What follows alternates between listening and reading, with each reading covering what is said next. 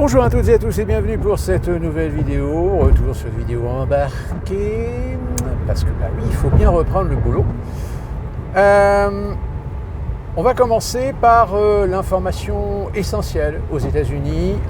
Comme vous le savez, je vous l'avais dit dans une précédente vidéo, ou peut-être pas, hier nous étions mardi et c'était le Super Tuesday, c'est-à-dire que c'était pour la primaire la plus importante et généralement la plus révélatrice des sessions caucus et primaires sur 15 États. Le verdict, je ne vais pas faire des roulements de tambour, je pense que vous avez deviné. Donald Trump a remporté 13 États sur les 15 États.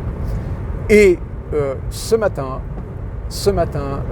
Nikki Haley, donc sa principale concurrente, a décidé de suspendre sa campagne tout en accompagnant un discours où elle incite à ce que les forces vives des républicains finissent finalement par soutenir le succès que pourrait avoir la victoire de Trump, c'est-à-dire de pouvoir récupérer la Maison-Blanche. Donc voilà, c'est plié, plus de suspense. Il n'y a que chez les démocrates qui continuent leur petit cirque de faire des primaires, où finalement de toute façon c'est Biden qui remporte toutes les primaires. Quiconque ose éventuellement gagner une primaire dans un État contre Biden, de toute façon sera conspué. Donc Biden remporte de toute façon toutes les primaires dans tous les États. Même si l'inquiétude est toujours de rigueur, savoir est-ce qu'il va tenir le coup jusqu'à la fin, et s'il est réélu, est-ce que ça va être véritablement crédible d'avoir un mec de 81 ans qui n'a franchement plus vraiment toutes ses capacités cognitives pendant 4 ans. Parce que là, ça serait démontré de toute façon que déjà certains Américains ont compris que ce n'est pas Biden qui dirige le pays, mais bien l'État profond. Et qu'aujourd'hui, beaucoup d'Américains se disent mais si on remet Biden à la Maison-Blanche, ça veut dire que c'est l'État profond qui va pouvoir faire du open bar.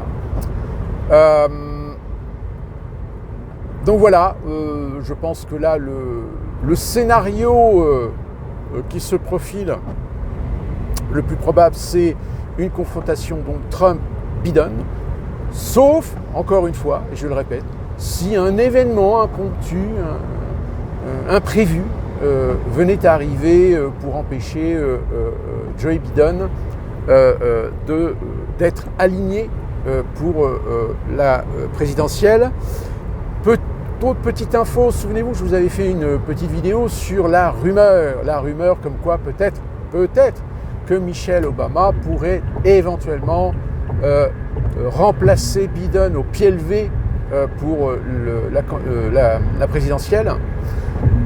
Eh bien, Michelle Obama a fait savoir par un communiqué que de toute façon, elle soutenait rubis sur l'ongle Biden et Kamala Harris, mais que jamais, ô combien jamais, elle ne sera candidate pour une élection présidentielle. Donc très clairement, s'il y a besoin de remplacer Biden au pied levé, ce n'est pas Michelle Obama qui sera en lice pour éventuellement faire ce remplacement. Donc voilà aux États-Unis où on en est avec la présidentielle américaine. Dernière petite info, je vous l'ai peut-être dit, je vous le redis, la Cour suprême fédérale a invalidé la décision de la Cour suprême du Colorado de mettre inéligible Donald Trump. Donc c'est-à-dire que là, la décision d'éligibilité de Donald Trump du Colorado est partie à la corbeille. Donc voilà. Donc évidemment, grosse déception pour les démocrates, puisque démocrates, je rappelle, depuis un an, essaient de trouver tous les moyens possibles, imaginables, pour réussir à essayer d'empêcher Trump d'être candidat à la présidentielle.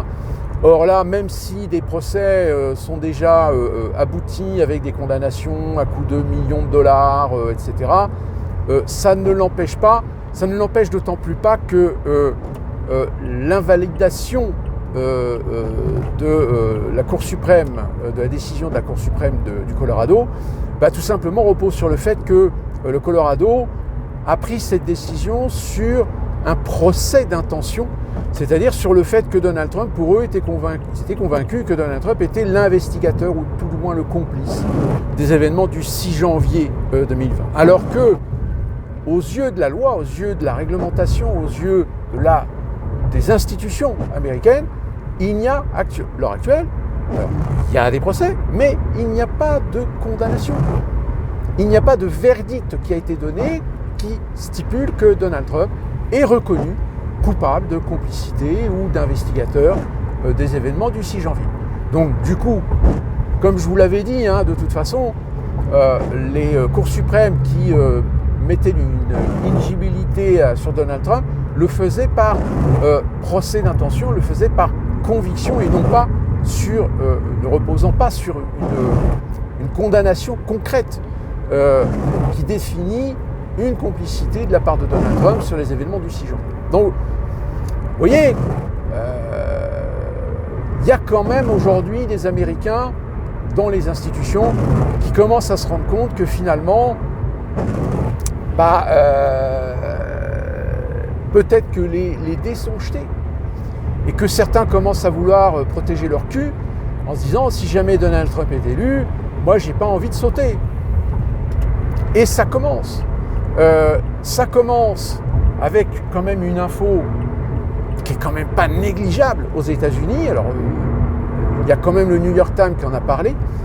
Vous vous souvenez de Victoria Nuland, Victoria Nuland, c'est cette diplomate représentante américaine qui a été très souvent dans les coulisses des affaires ukrainiennes. On l'avait vu sur l'affaire Maïdan en 2014, où elle avait même osé dire que par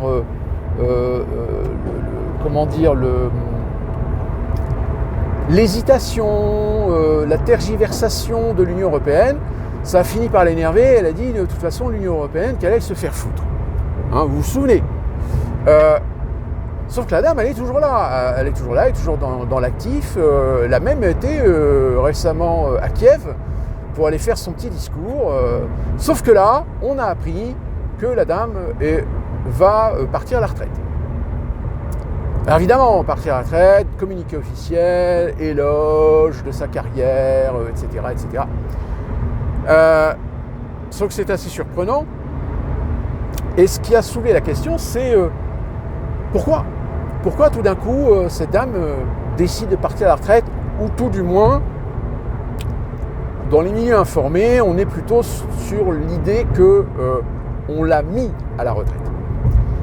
Eh bien, la raison elle est peut-être du côté de la justice américaine, où l'administration fédérale est actuellement en train de boucler une enquête où, fatalement, elle va essayer de savoir où sont passés presque quelques dizaines de milliards de dollars de budget alloué aux services et aux actions de Mme Nuland pendant les événements de Maïdan en 2014, parce que les comptes ne sont pas bons. C'est-à-dire qu'il y a de l'argent qui est parti, on ne sait pas où. Enfin, on ne sait pas, disons qu'on se doute. On se doute bien qu'elle a arrosé certainement des organismes en Ukraine pour remuer un petit peu la merde et foutre un petit peu le bordel, c'est-à-dire aider logistiquement certains mouvements de contestation, etc. Sauf que là, ça commence un petit peu à monter à la surface. Donc vite, la principale concernée, on va la mettre au placard, tout simplement. Au placard, on va la mettre hors jeu, puisqu'elle est quand même une des chefs de file non négligeables de ce qui s'est passé sur les affaires ukrainiennes. Donc voilà, ça bouge un petit peu aux États-Unis, donc affaire à suivre. Et maintenant, on va reparler de Macron. à Prague. Hein, qu'est-ce qu'il a fait à Prague? Il a dit qu'il ne fallait pas être lâche. Monsieur persiste et signe. Alors, entendons-nous bien, c'est pas demain que tout d'un coup on va envoyer des militaires français en Ukraine. Premièrement parce que, comme je vous l'avais dit, d'abord on n'en a pas les moyens. On n'en a pas les moyens, même si on a envoyé 15 000 hommes en Ukraine, je ne suis pas certain que 15 000 hommes vont suffire pour tenir au moins une semaine si on a décidé de vouloir se farcir du russe. Je rappelle, hein, l'armée française, c'est au bas mot 219 000 militaires d'actifs, tout corps confondu, c'est-à-dire terre, air, mer. On a en fait une armée qui peut éventuellement faire des opérations, soit opérations individuelles, comme ça a été le cas pour le Mali, ou travailler en coopération sous un mandat soit de l'ONU ou de l'OTAN. Mais d'une manière générale, de toute façon, l'OTAN, le commandement militaire, il est sous le contrôle des Américains. Et puis l'ONU, de toute façon, même sous l'égide de Casque Bleu, qu'est-ce que vous voulez que ça apporte de plus? Rien. Rien, parce que c'est un conflit, c'est un règlement de compte entre deux pays dont je rappelle, encore une fois, hein, il n'y a pas de déclaration de guerre. La déclaration de guerre entre les deux pays n'a jamais été actée. La Russie n'a jamais déclaré la guerre à l'Ukraine et l'Ukraine n'a jamais déclaré la guerre à la Russie. C'est juste un conflit, c'est une attaque de la Russie sur l'Ukraine. Alors, c'est quelque chose qui peut être réfléchi à partir du moment où, lorsqu'on décide d'attaquer un pays, ce pays, s'il a des alliances, là en effet, ça peut remuer dans les brancards. Or, l'Ukraine n'a pas d'accord. C'est pour ça que Poutine, finalement, à la surprise de tous, hein, même moi, hein, je n'y croyais pas, a finalement décidé d'attaquer l'Ukraine pour, dans un premier temps, sécuriser le Donbass qui s'en prenait plein la gueule depuis 2014. Je ne vais pas revenir sur l'histoire parce qu'évidemment, des gens font même parfois la polémique pour essayer de noyer le poisson sur les raisons, les origines, les tenants, les aboutissants de ce conflit. Mais très clairement, à l'heure actuelle, il n'y a pas de déclaration de guerre entre les deux pays. Et le malheur de l'Ukraine, c'est de ne pas avoir de traité ou d'alliance avec qui que ce soit pour l'aider à repousser l'invasion russe.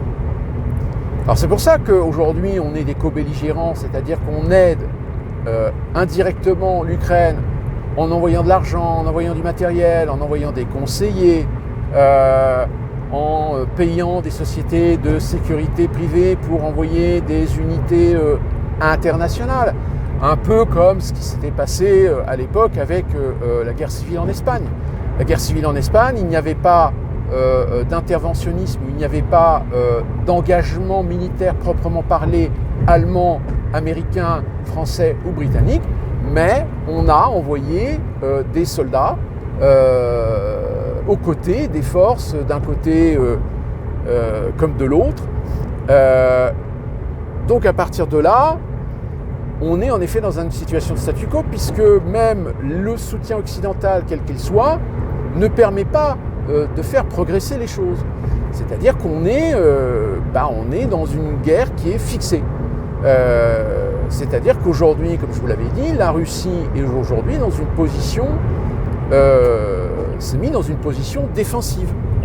Donc à partir du moment où elle est dans une position défensive, de temps en temps, elle réussit à grappiller quelques terres, quelques terrains, comme ça a été le cas récemment. Pareil, c'est une guerre de communication, puisque même sur Internet, on a des vidéos. Là, j'ai vu récemment une vidéo de gens qui ne voulaient pas quitter leur ville parce qu'ils attendaient tout simplement d'être sauvés par les Russes. C'est-à-dire d'être extirpés du joug ukrainien. Ouais, on est d'accord, hein, ça fait Est-ce que c'est de la réalité? Est-ce que c'est de la propagande? Ça, malheureusement, voilà, on ne peut pas ignorer que c'est un jeu très subtil. Mais voilà, dans l'histoire, on a Macron qui nous dit dans sa situation, il faut savoir ne pas être lâche.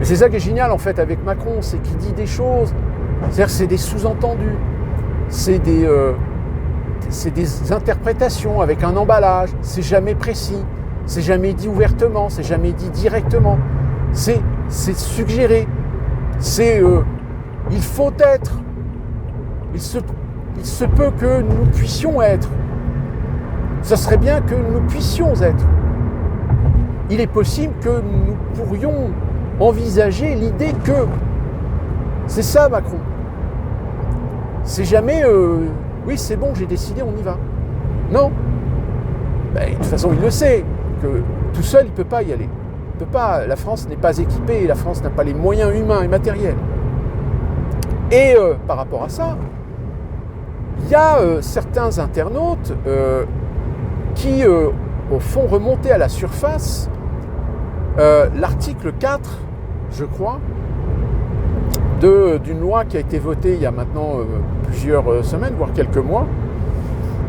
Et dans cette loi, il y a l'idée, à partir du moment où le gouvernement définit une situation de péril ou de danger, la notion de réquisition. La notion de réquisition. Réquisition qui peut être aussi bien réquisition matérielle que humaine. C'est-à-dire que dans les termes, il n'est pas dit ouvertement que la loi permettra à un État ou à un gouvernement ou à un président de réquisitionner des gens pour aller faire une guerre extérieure au territoire français. Mais, comme vous le savez, depuis quelques années, la façon qu'ils ont de syntaxer les lois laisse la porte ouverte à des interprétations, voire à des décrets qui pourraient définir que tel ou tel sujet, que telle ou telle situation rentre dans le cadre de cette loi. Vous savez, c'est exactement comme ce que je vous avais dit par rapport au terme terrorisme. Qu'est-ce que le terrorisme? Qu'est-ce qui est concerné par le terrorisme? Qu'est-ce qui l'on vise par le terrorisme? En fait, c'est le gouvernement, c'est le président de la République qui, par le biais de cette loi, par décret, pourra définir qui rentrera dans la définition du terrorisme. C'est-à-dire que ça peut aussi bien être des associations, des groupes, des groupuscules islamiques radicaux, comme ça peut très bien être des Français en association, en groupe, en mouvement, qui militent pour une révolution, pour une insurrection, pour une destitution du président de la République. Toute association ou mouvement qui commencerait à regrouper un grand nombre de gens pour faire pression sur la représentation nationale, pour les obliger à utiliser la loi pour une destitution du président, eh bien ces gens-là pourraient très bien être considérés comme étant dangereux pour l'équilibre de la République, pour la sécurité de l'État, et donc pourraient par décret être classifiés comme étant organisation terroriste. Ils peuvent le faire, puisque aujourd'hui le gouvernement s'est permis parfois de proclamer la dissolution de certaines associations et de certains groupes. Quand le Conseil d'État, le Conseil constitutionnel décide de ne pas casser la décision du gouvernement. Mais je vais vous dire, sincèrement, aujourd'hui, quand on voit l'état des institutions françaises, quand on voit l'infantilisation et l'immaturité qui règne aujourd'hui dans ces milieux-là, moi je vous dis, ça fait depuis très longtemps que je vous dis que la République elle est morte. Quand la République elle est morte par quoi? Elle est morte dans ses institutions, elle est morte dans ses organes, elle est morte dans ses principes, dans ses valeurs. À partir du moment où vous foutez le cancer dans des institutions telles que le Parlement, le Conseil d'État, le Conseil constitutionnel, la haute fonction publique, le gouvernement, les ministères, eh ben, vous êtes témoin du dysfonctionnement global de l'État et donc, par conséquent, la destruction de l'État-nation. Donc quand vous avez Macron qui persiste et signe sur la probabilité qu'on puisse éventuellement envoyer votre fils, votre fille, votre cousin, votre oncle, votre père, votre mère, aller guerroyer suite à une réquisition par conscription. Alors déjà, ça commencerait évidemment par tous les gens qui sont mobilisables, enfin mobilisables entre guillemets, c'est-à-dire ceux qui ont fait un service militaire il y a déjà quelques années. Bon, sauf que le problème, c'est qu'on commence déjà à être un petit peu vieux parce que je crois que les derniers appelés du contingent aujourd'hui commencent à arriver à la quarantaine. Mais bon, quand vous savez qu'il y a certains qui ont eu l'idée, alors je ne sais plus, je crois que c'est aux États-Unis ou en France, je ne sais plus, de vouloir repousser l'âge d'incorporation à l'armée jusqu'à 72 ans. Bah, j'ai envie de dire, faut être culotté quand même. Hein, déjà 50 ans, 50, 60 ans, faire le troufion dans des tranchées, je pense pas que ça soit très productif. Enfin voilà, c'est un sacré bordel, quoi. Et de fait, à partir du moment où vous êtes conscient que ce soit la France, ou même l'OTAN, hein, je rappelle, l'OTAN, la direction, l'organisation militaire, je dis bien militaire, pas l'organisation civile ou administrative, l'organisation militaire de l'OTAN, ce sont les Américains qui ont les leviers, les commandes depuis très longtemps. Souvenez-vous, hein, puisque c'est ce qui avait fait le conflit entre De Gaulle et Eisenhower, où De Gaulle avait demandé une direction tournante avec les pays membres, et Eisenhower lui a dit non, nous on garde les commandes, puisque de toute façon, on est, nous les États-Unis, on est le plus gros participant, le plus gros contributeur à l'OTAN, ce qui n'est pas faux. Je dirais à la limite, les Américains, ils ont raison. Il faut savoir qu'aujourd'hui, les États-Unis sont le plus gros contributeur sur le plan financier, matériel, logistique, etc., à l'OTAN. Donc, à la limite, j'ai envie de dire, vu que c'est eux qui ont la majorité, c'est normal qu'ils aient le commandement militaire de l'OTAN. Ne serait-ce que déjà pour des opérations, vu que forcément, si eux décident d'aller guerroyer sous l'égide de l'OTAN, c'est avec leur matériel, c'est avec leur logistique, etc. Donc, de toute façon, je peux dire, il n'y a pas besoin de tortiller du cul pour chier droit pour comprendre que de toute façon, les Américains ont parfaitement raison d'estimer ou de décider finalement quoi faire avec l'OTAN dans leurs intérêts ou pas, j'ai envie de dire. D'où la raison finalement du déséquilibre, autant sur le plan politique que sur le plan idéologique au niveau de l'OTAN, puisque de toute façon, quelles que soient les décisions ou les orientations qui sont prises, ceux qui ont le dernier mot, ce sont les Américains. Donc Macron, il est gentil, mais il peut dire demain, ou même un pays européen de l'OTAN peut faire valoir ses droits en tant que pays membre, etc. Ça ne veut pas forcément dire que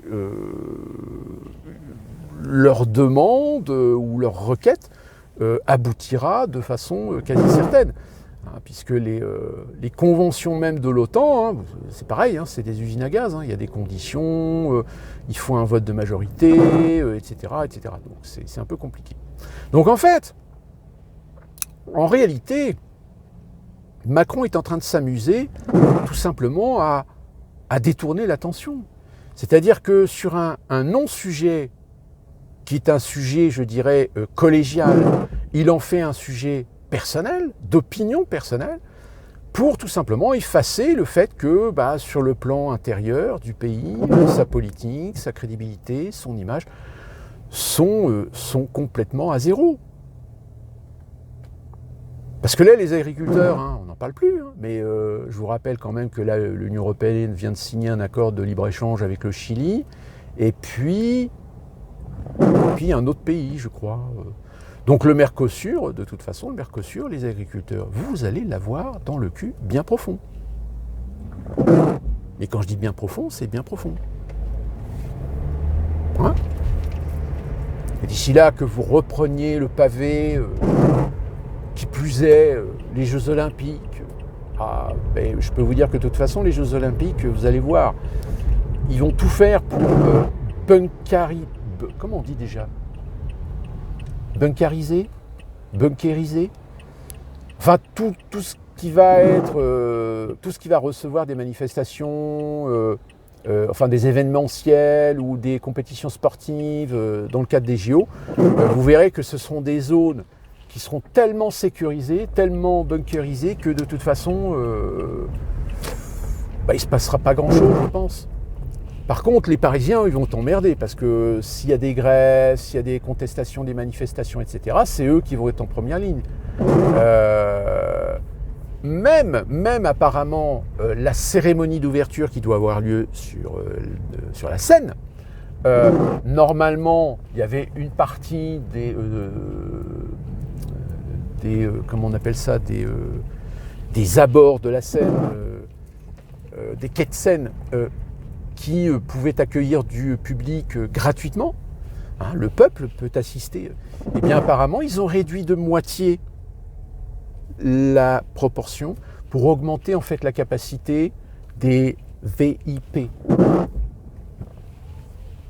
Des VIP, des invités, etc. C'est-à-dire que là, on est en train de s'orienter vers une situation où limite, ça sera en fait toute la caste, tous les privilégiés qui assisteront à la fête. Et puis le petit peuple, lui, il va être relayé à 10 mètres des quais, il va être en face de cordons de CRS, limite de murs, de grilles, etc. Et il ne verra rien, il n'assistera à rien. Il ne sera pas de la fête. Qu'est-ce que vous voulez que je vous dise ? Alors les Jeux Olympiques, évidemment, tout le monde attend de savoir qu'est-ce qui va se passer, mais j'ai bien peur que malheureusement, quoi qu'il se passe, ça sera toujours les mêmes qui vont pâtir, c'est vous. Surtout si vous n'avez pas le choix de continuer à vivre dans Paris, de travailler dans Paris pendant les JO. Bon courage. Bon courage, parce que ça va être un bordel monstre. Puis d'ici là, que Macron ou son gouvernement nous fasse encore des conneries, je veux dire, à l'allure où ça va, j'ai envie de dire, on n'est plus à une connerie près. Puisque de toute façon, tant que les Français ne bougeront pas de façon concrète contre cet abruti, mais il va continuer à vous prendre pour de la merde et à vous baiser en tout et pour tout. Et je vous le dis, vous allez voir. Ils vont profiter des JO pour réattaquer le droit du travail, par exemple, le code du travail, pour alléger le code du travail, voire même faire des nouvelles réformes sur le système de santé, pendant que tout le monde fait la fête avec les Jeux Olympiques. Eh ouais, vous n'êtes pas dans la merde les Français. Hein. D'ici là qu'on se retrouve pour une prochaine vidéo, soyez prudents et portez-vous bien.